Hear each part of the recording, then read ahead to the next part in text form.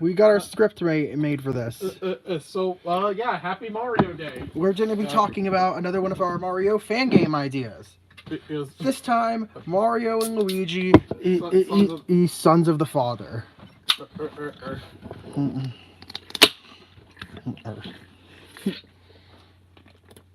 Now, I think this one requires a bit of context.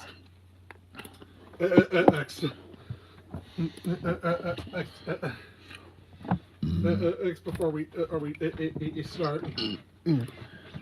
So this is going off. This is going off of our own version of a Mario canon.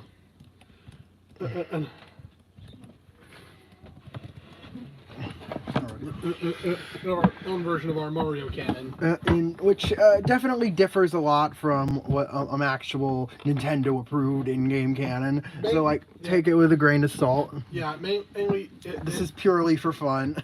Mainly the fact that there are two Marios. Obviously, in official Mario canon, Jumpman and Mario are one and the same. Yeah, Mario has always been the same. But no, this is our canon. This is just something this was kind of something I thought about years ago. And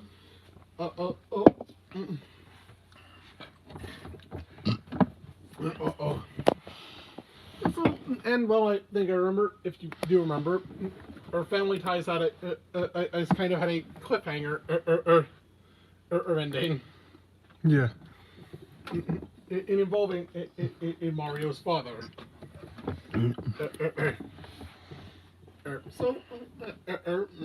It's time to actually explain and what kind of time to find out who this who he really was.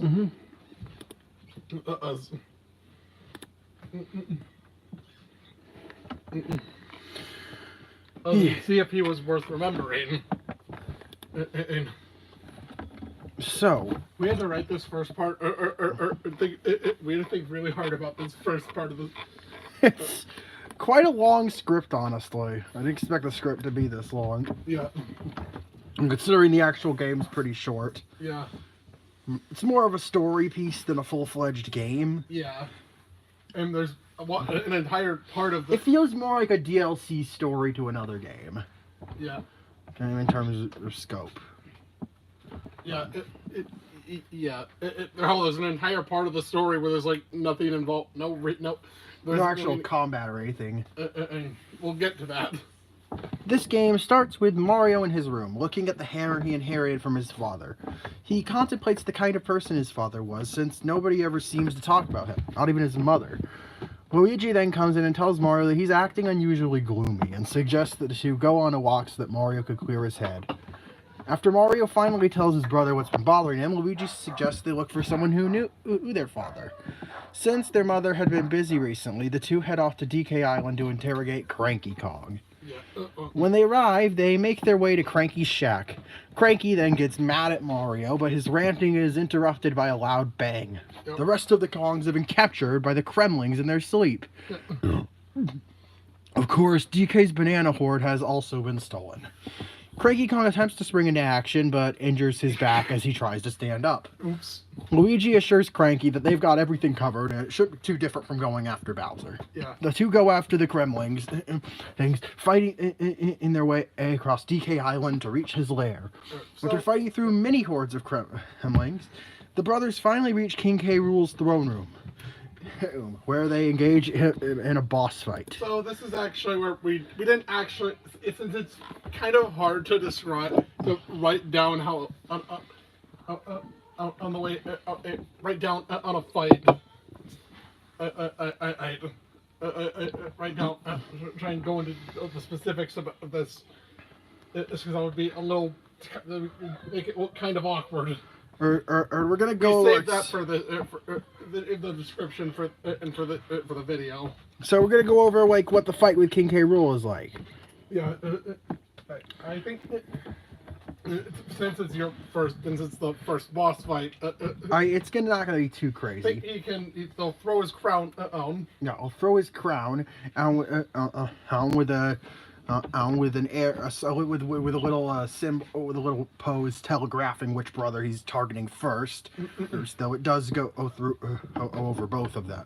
Though it does go through towards the other brother on the rebound. He can. Also, it's a spiked object. Yeah. Don't try jumping on it. Do not try jumping on that.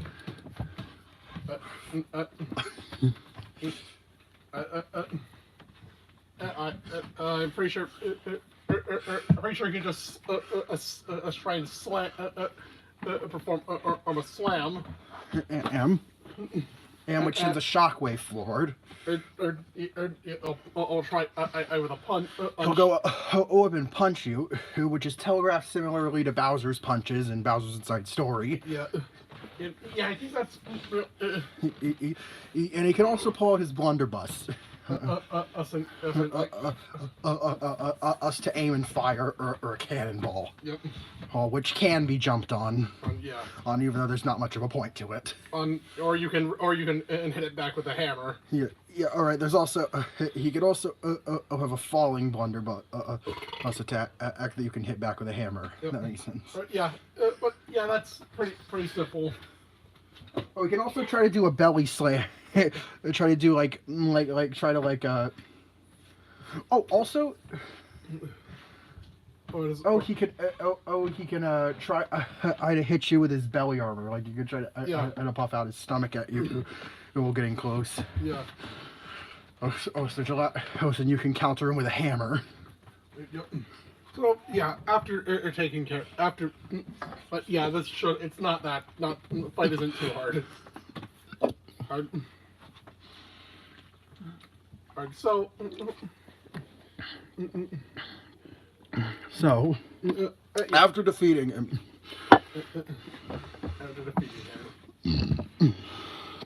Yeah. After defeating the king, Mario and Luigi release the Kongs and help them transport their banana horde back to the cave it's usually stored in. Despite not admitting it, Cranky is thankful for the brothers' assistance and asks why they came to the island in the first place. Oh boy. Mario explains that he would like to know more about his father, since Cranky's actually met him. Cranky then proceeds to rant out how he was humiliated and forced to risk his life juggling fire as part of a circus act. He goes on to explain how he ran away with Pauline out of contempt for Mario Sr., only to have a girder dropped on his head before he was back into a cage. Cranky announces that he's too angry to continue telling the story, so Mario should go ask his mom or something. On their walk back to the Odyssey, Luigi assures Mario that Cranky couldn't have been telling the full story. Right. Before proceeding to call Pauline to ask if she has time for them to visit. Pauline confirms that she has a few hours off, so the brothers are free to join her for coffee.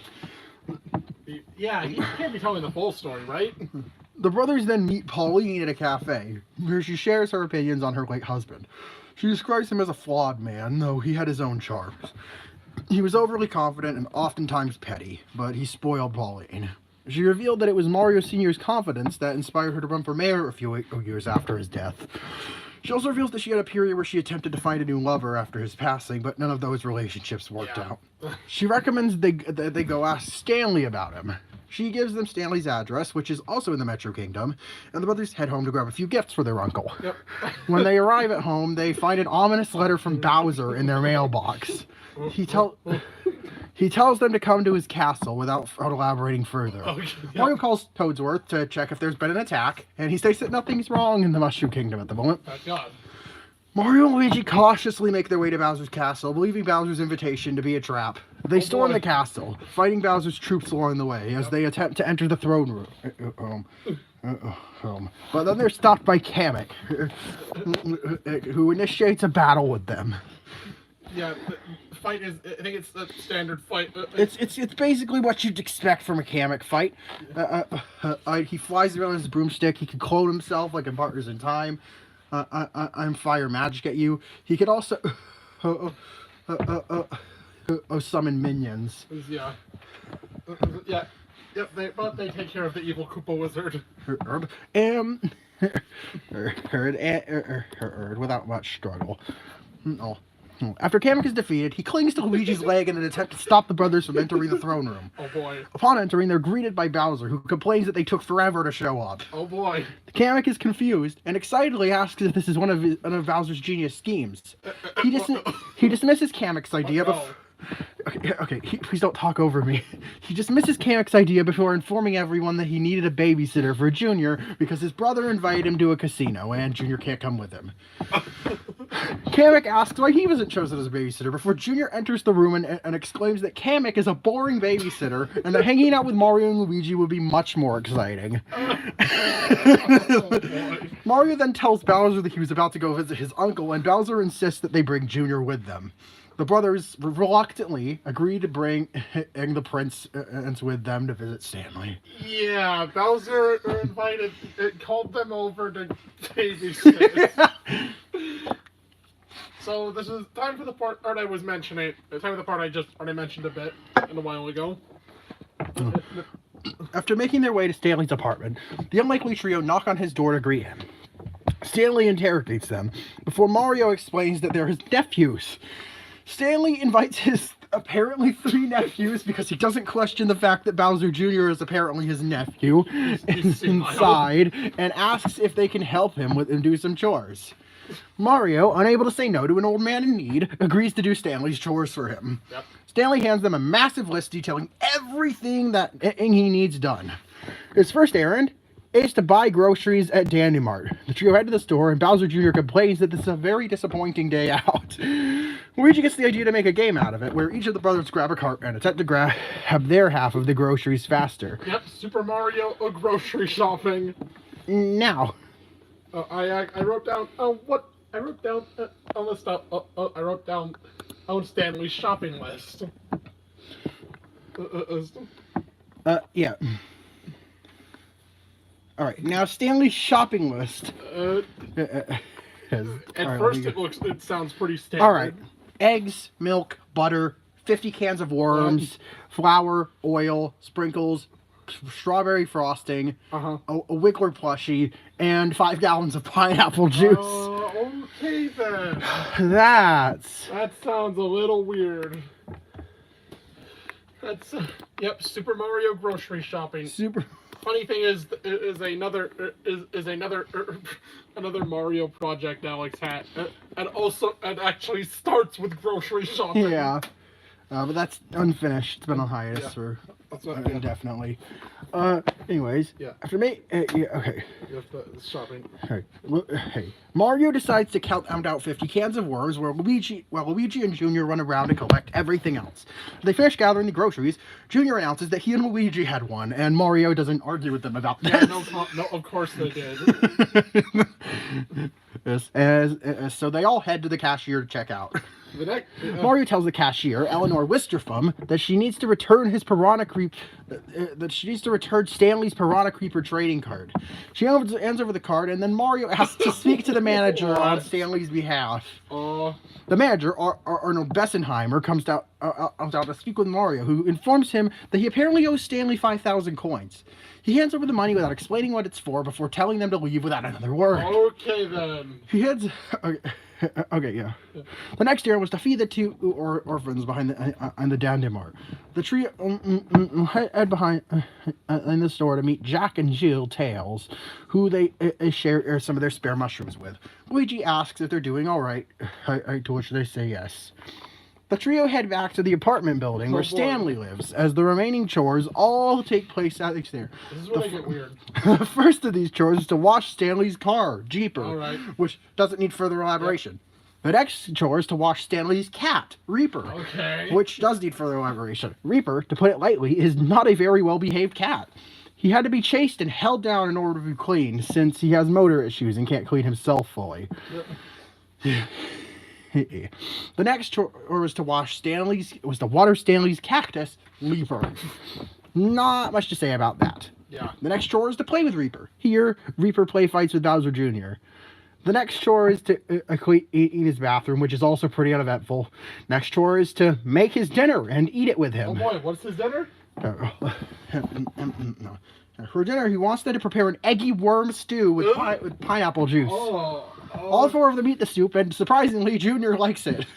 For dessert, there's a pineapple and worm cake with strawberry frosting, which everyone likes. Surprisingly, Yeah, surprisingly. it took some convincing to get Luigi to eat either, though. Yeah. Oh. The next two chores are giving Stanley a bath and a massage. Luigi is in charge of the bath, and the others are in charge of the massage. Leave that up to your imagination. Turns out Junior's claws are actually pretty good for massaging. Yeah. The next chore is to play catch with Stanley. After doing that, the last chore is to make his bed. Yeah. Before Stanley heads off to bed, Mario finally asks about he and Luigi's father. Now, trigger warning. Oh, if you're uncomfortable with talk of murder and animal abuse in a purely fictional context, then yeah. Yeah. You've been warned. All right. So, Stanley, for some reason, tells him at the time that Mario Sr. killed all of the Kongs in the zoo after what happened with Cranky Kong last time. Cranky's own son, Donkey Kong Jr., was taken out to the woods to be executed alongside his father and son. After witnessing his own son's death, Cranky flew into a fit of rage and finally mauled his captor to death before running away with his grandson to sail away from humanity. Yep. Also, I don't know where Funky Kong fits into this. Maybe he was sold to another zoo or something. I have no idea. He wasn't involved with this and later reunited with his family. We weren't thinking about Funky Kong here. Woo! All right. You don't need to woo after that. Yeah, I'm sorry. All right. Stanley followed his brother into the woods out of suspicion and witnessed the whole thing. Yep. After hearing about this, Mario, Luigi, and Junior are collectively horrified with this information. Stanley casually tells them good night before going to his bed to sleep. Bowser flies by to pick up his son, who asks him to promise that he won't get mauled to death by Donkey Kong. Mario responds by saying his uncle's bedtime stories are not very pleasant. Oh, no. Yeah. Mario and Luigi then head to the woods that Stanley mentioned in his story, hoping to find some kind of evidence to back up what he said. He actually finds a clearing with 3 rusty cages in it. One seems to have been forcibly destroyed, one has blood stains on it, and the last one's smaller than the other two. There's also an old shotgun buried under a layer of dirt. Before Mario and Luigi could take all this in, the vengeful spirit of Donkey Kong Jr. appears to fight, thinking Mario to be his father. So, after the spirit is... Okay, oh yeah. Yeah, the fight.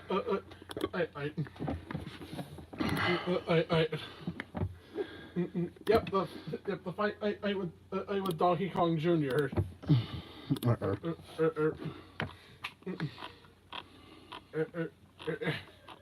Trying to think what would his attacks be? Well, I feel like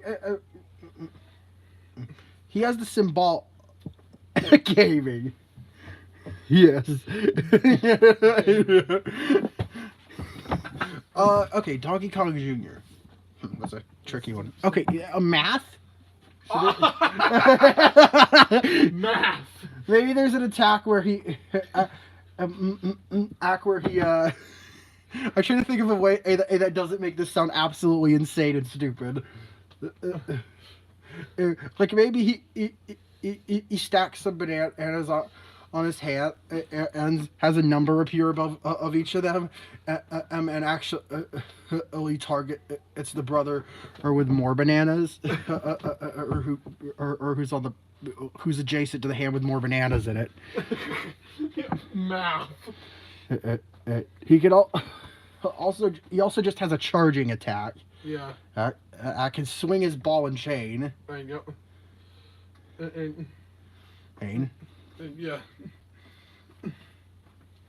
I know there's an actual Mario and Luigi enemy that does that. And that throws a ball and chain. But I don't remember which one it is. Do you have any other attack ideas? As for Donkey Kong Jr.? Oh, he could probably swing from a vine. Yeah. And you can probably throw the cages at you. Oh yeah, he could also throw cages is to try to trap one of the brothers. Yeah, but yeah, they take care of the spirit. Yeah. And after that, okay. After the spirit is beaten, he laments the fact that he never got to see his son grow up. Mario tells him that he'll take him to DK Island to reunite with his family. Donkey Kong ape throws poopy. Say that. Wagga. Oh.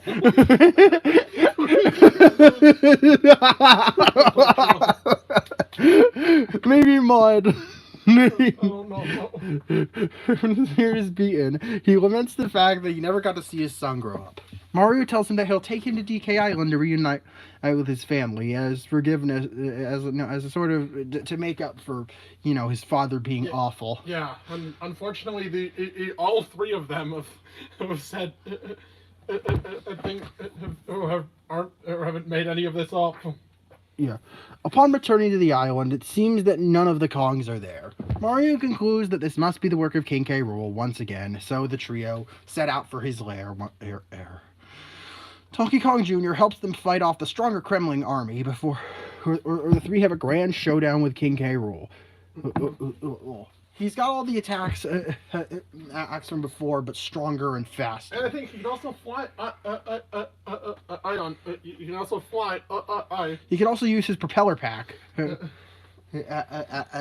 can make himself immune to both hammer and jumping for a while. Yeah. You have to knock him down by countering his airborne blunderbuss attack with your hammer. Then I think he's finished off with a combined element attack. Yeah, he's finished off with a combined fire and thunder attack from Mario and Luigi. And then punched into the sky by Donkey Kong Jr. Yep, brother finale. The Mario finale. Yep. He but intertwined with thunder as well. All from Luigi. Yep. Yeah. So yeah, King K. Rool is dealt with for now. Ow. After defeating the king at his strongest, the trio released the kidnapped Kongs once more. Donkey Kong Jr. reunite Mario Brothers, but it's an avant-garde centered around the eternal conflict of the struggle of a family to survive a revisited time of political turmoil and war in the Mushroom Kingdom. That sounds interesting. Okay. After defeating the king at his strongest, the trio released the kidnapped Kongs once more. Donkey Kong Jr. reunites with his father and son, and all the Kongs, Cranky included, thank the brothers for coming to their aid once again. And Cranky tells them one final story about how he and his family crashed Mario Sr.'s wedding. They were, of course, defeated, and that was the event that caused the older Mario to snap at the Kongs. Oh, yeah, they crashed his wedding. Yeah. And so, in return... Yeah, he just committed a monkey genocide. Yeah. Like, jeez. Yeah. Mario and Luigi then head home, now that they know the full story. Yeah. But Mario still has a lot to think about. That night, Mario takes his hammer to an abandoned construction site and throws it at a wall in frustration. The spirit of Mario's father finally shows up, and he doesn't even realize that he's dead. Mario tries to inform him that he should be dead, but his father takes it as a threat, and they begin to fight. The final battle is a one-on-one. Mario versus Mario. Mm-hmm. I think I remember... he could shoot you. Yeah, he could pull out his shotgun.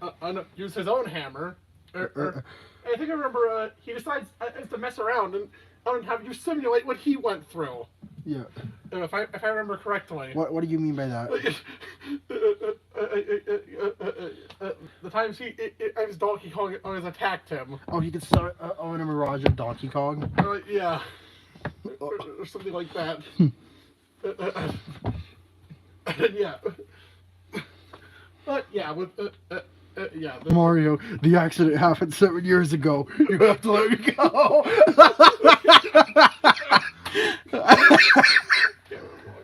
Oh my god. So yeah, I guess after one final hammer swing. And Mario finishes off his own father. After he's defeated, and he finally realizes, oh shit, I am dead. I am dead. And Mario says that he always looked up to his father until he found out about all the terrible things he did. The older Mario admits his own faults and tells his son not to let the sins of the father determine what kind of person his son is. Yeah. Before fading away. The game ends with Mario quietly picking up his hammer with a smile and heading home. Yeah. Yeah, that was all. That was basically the conclusion to a. That was actually basically the conclusion to a much larger story we had. At our previous. Yeah. Before Family Ties. This was always something. This was. Rapture is coming. God will not forgive Mario Sr. Good. Yeah, he's probably going to the underwear. He's going to the underwear. 100%. He's going to the underwear. In the Bone Chill's prison. Yep.